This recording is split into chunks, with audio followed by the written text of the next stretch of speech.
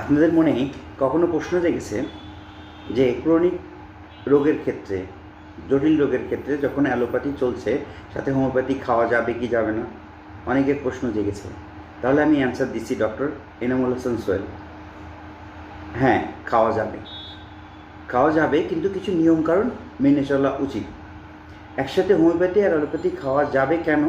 কারণ হচ্ছে অ্যালোপ্যাথি সরাসরি রোগ বা শরীরের উপরে কাজ করে বা জীবাণুর উপরে কাজ করে, আর হোমিওপ্যাথি সাধারণত আমাদের রোগ প্রতিরোধ ক্ষমতা বা ভাইটাল ফোর্সের উপরে উদ্দীপ্ত করে কাজ করে, তার বডিকে উদ্দীপ্ত করে রোগ নিরাময় করে।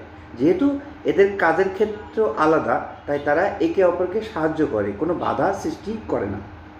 2 নম্বর হলো, আপনি খেতে চাইলে কিছু নিয়মকানুন আছে, এই নিয়মকানুনগুলো ফলো করতে হবে। চেষ্টা করবেন দুইটা ওষুধের ডিস্টেন্সটা যেন 30 থেকে 45 মিনিট হয়। আর অনেকেই হোমিওপ্যাথিতে বেশি ভুল করে, সেটা হলো যে তার ওষুধে সব ভালো হয়ে যাবে, এটা ভুল ধারণা থাকে আমাদের ডক্টরদের ভিতরে অনেকের। না, অ্যালোপ্যাথি খেলে যখন তার ক্রনিক ডিজিজ অর্থাৎ high blood pressure, thyroid, diabetes ওষুধ চলে, সেইগুলোর সাথেই আমাদের হোমিওপ্যাথি ওষুধ চালাতে হবে। তাৎক্ষণিকভাবে ওটা বন্ধ করলে বডি যে কোনোভাবে কলাপস করতে পারে, রোগীর ক্ষতি হতে পারে।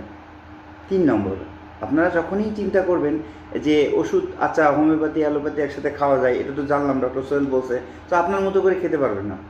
অবশ্যই রেজিস্টার্ড ডক্টর, ওষুধ কিনে খাবেন না, রেজিস্টার্ড ডক্টরের পরামর্শ নিয়েই তাহলে খাবেন, তাহলে কোনো ধরনের ক্ষতি হবে না।